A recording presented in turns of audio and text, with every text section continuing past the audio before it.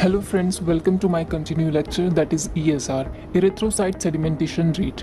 Previous lecture में हमने cover किया था कि ESR क्या होता है, ESR की कितनी स्टेजेस होती हैं, ESR का प्रिंसिपल क्या होता है, मैकेनिज्म क्या होता है और वो कौन से फैक्टर्स हैं जो ESR को इफेक्ट करते हैं और ESR की नॉर्मल रेंजेस क्या होती हैं। आज के लेक्चर में हम कवर करेंगे कि वो कौन से मेथड्स हैं जिनसे हम ESR टेस्ट को परफॉर्म करते हैं। तो मेनली दो मेथड्स का यूज़ किया जाता है, वेस्टर्गन मेथड और विंट्रोब मेथड। सबसे पहले हम वेस्टर्गन मेथड को कवर करेंगे। वेस्टर्गन मेथड में हम ESR टेस्ट को परफॉर्म करने के लिए वेस्टर्गन पिपेट का यूज़ करते हैं और ये वेस्टर्गन पिपेट भी दो तरीके की होती है। पहली वेस्टर्गन ग्लास पिपेट और दूसरी होती है डिस्पोजेबल प्लास्टिक पिपेट। अगर हम वेस्टर्गन ग्लास पिपेट की बात करें तो ये 30 सेंटीमीटर लॉन्ग होती है और इसका जो इनर डायमीटर होता है वो 2.5 सेंटीमीटर होता है। ये जो वेस्टर्गन ग्लास पिपेट होती है इसमें जो मार्किंग होती है वो 0 से 190 mm तक होती है। ये जो वेस्टर्गन ग्लास पिपेट होती है ये दोनों तरफ से ओपन रहती है। अब ओपन होने की वजह से अगर हम ESR टेस्ट लगाएंगे तो ब्लड सारा बाहर निकल जाएगा, बट ऐसा नहीं होता क्योंकि ऐसे पिपेट के लिए एक स्पेशल रैक होती है जिसमें रबर कॉर्क यूज़ किया जाता है जिससे ब्लड जो है वो बाहर नहीं निकलता है।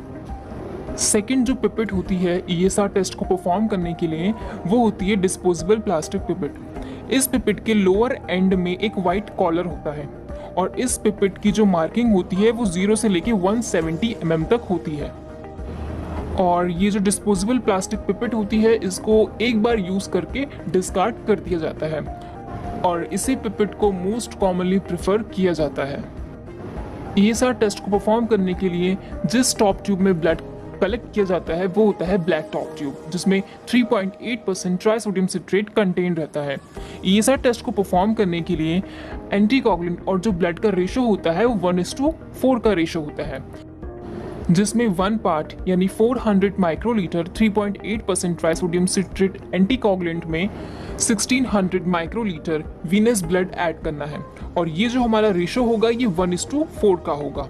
इसके अलावा हम 200 माइक्रोलीटर 3.8% ट्राइसोडियम सिट्रेट में 800 माइक्रोलीटर वीनस ब्लड भी ऐड करेंगे तो ये भी हमारा 1:4 का रेशो होगा। लेकिन याद रहे 200 माइक्रोलीटर एंटीकोगुलेंट और 800 माइक्रोलीटर वीनस ब्लड से कम का हम डाइल्यूशन नहीं बना सकते क्योंकि ऐसे में जो हमारी ट्यूब होगी वो पूरी फिल नहीं हो पाएगी और सैंपल कम पड़ जाएगा। तो हमें कम से कम इतना डाइल्यूशन बनाना है कि जो हमारी ESR की पिपेट है वो पूरी फिल हो सके। इसके अलावा हम EDTA एंटीकोगुलेटेड ब्लड भी यूज़ कर सकते हैं।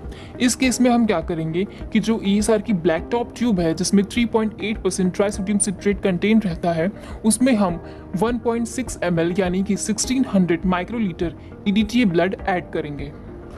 तो चलिए हम प्रोसीजर में भी देख लेते हैं कि कैसे हम वेस्टर्गन मेथड में डिस्पोजेबल प्लास्टिक पिपेट का यूज़ करके ESR टेस्ट को परफॉर्म करते हैं। ESR टेस्ट को परफॉर्म करने से पहले हमें ESR की जो ट्यूब है उसको ओपन करना है और जो हमारी डिस्पोजेबल प्लास्टिक पिपेट है उसको हमें ट्यूब के अंदर इंसर्ट करना है। इंसर्ट करते ही आप देखेंगे कि जो ब्लड है वो ऊपर की तरफ चला जाएगा और 0 वैल्यू पे आके एडजस्ट हो जाएगा। एडजस्ट होने के बाद इसके बाद हमें ट्यूब को वाइब्रेशन फ्री सरफेस पे प्लेस करना है वेस्टर्गन स्टैंड में। And after 1 hour you can see जो रेड ब्लड सेल्स हैं वो पिपेट के बॉटम में सेटल डाउन हो जाएंगे और जो प्लाज्मा है वो ऊपर ही रह जाएगा। तो इस 1 घंटे में इसमें क्या क्या प्रोसेस हुआ है, क्या क्या स्टेजेस हैं वो मैंने प्रीवियस वीडियो में बता चुकी हूँ। आपको देखना है तो आप मेरी प्रीवियस लेक्चर में जाके देख सकते हैं। फिलहाल 1 घंटे के बाद हम नोट करेंगे कि जहाँ तक red blood cells settle down हुए हैं उस मार्किंग को हमें नोट करना है और वो होगी ESR की वैल्यू। आप देख सकते हैं इमेज में जो सेडिमेंटेशन है वो 20 mm तक हुआ है तो ESR की जो वैल्यू है वो 20 mm/hour है। जो वेस्टर्गन मेथड होता है it is more reliable and also give accurate results. Second, it's very simple, sensitive and widely used method. वेस्टर्गन method से ESR की जो नॉर्मल रेंज होती है वो होती है मेल में लेस देन 10 mm/hour और फीमेल में होती है लेस देन 15 mm/hour। सेकेंड जो मेथड है ESR टेस्ट को परफॉर्म करने के लिए वो है विंट्रोब मेथड। विंट्रोब मेथड में हम विंट्रोब ट्यूब का यूज़ करते हैं विंट्रोप ट्यूब एक नैरो ग्लास ट्यूब होती है जिसकी लेंथ 11 सेंटीमीटर होती है, यानी कि 110 की इसकी लेंथ होती है, और इसका जो इनर डायमीटर होता है वो 2.5 होता है। विंट्रोप ट्यूब जो होती है वो लोअर एंड से क्लोज्ड रहती है, इसलिए हम इसको विंट्रोप ट्यूब बोलते हैं क्योंकि ये एक तरफ से क्लोज्ड है। आप इमेज में देख सकते हैं कि जो विंट्रोप ट्यूब है उसमें दोनों साइड मार्किंग होती है, इसलिए हम विंट्रोप ट्यूब से दो टेस्ट परफॉर्म कर सकते हैं, एक ESR और एक PCV pack cell volume. Wintrobe tube में अपर में 0 से लेकर बॉटम में 10 तक जो मार्किंग होती है वो होती है ESR टेस्ट को परफॉर्म करने के लिए, और दूसरी साइड अपर में 10 से लेकर बॉटम में जो 0 तक मार्किंग होती है वो होती है PCV टेस्ट को परफॉर्म करने के लिए। याद रहे, विंट्रोप मेथड में ESR टेस्ट को परफॉर्म करने के लिए हमें कोई भी एंटीकोगुलेंट और ब्लड की डाइल्यूशन की जरूरत नहीं होती है, इसमें हम सीधा इमीडिएट एंटीकोगुलेटेड ब्लड हम यूज करते हैं। तो आइए प्रोसीजर में देख लेते हैं कि हम कैसे विंट्रोप मेथड से ESR टेस्ट को परफॉर्म करते हैं। सबसे पहले हमें EDTA ट्यूब को मिक्स करना है और पिपेट या फिर सिरिंज की हेल्प से हमें ब्लड को विंट्रोप ट्यूब में 0 मार्किंग तक फिल करना है। फिल करने के बाद हमें विंट्रोप ट्यूब को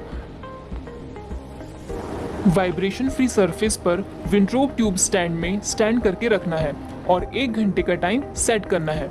1 घंटे के बाद आप देखेंगे कि जो इरिथ्रोसाइट्स हैं वो सेडिमेंट हो जाएंगे और जो प्लाज्मा है वो ऊपर ही रह जाएगा। तो आप इमेज में देख सकते हैं कि जो ESR की वैल्यू है वो 21 है। विंट्रोप मेथड से ESR की जो नॉर्मल रेंज होती है वो होती है मेल में लेस देन 15 पर आवर्स और फीमेल्स में होती है लेस देन 20 पर आवर्स। वो कौन से कॉजेज हैं जिसमें ESR की वैल्यू इंक्रीज हो जाती है? सबसे पहले है मेलिग्नेंसी, सेकंड है एनीमिया, थर्ड है मल्टीपल माइलोमा, फोर्थ है inflammatory disease like systemic lupus erythematosus, rheumatoid arthritis, और फोर्थ है प्रेगनेंसी। सेकंड, वो कौन से कॉजेज हैं जिसमें ESR की वैल्यू डिक्रीज हो जाती है? फर्स्ट है पॉलीसाइथीमिया, सेकंड है सिकल सेल एनीमिया, थर्ड है ल्यूकेमिया और फोर्थ है लीवर एंड किडनी डिजीज।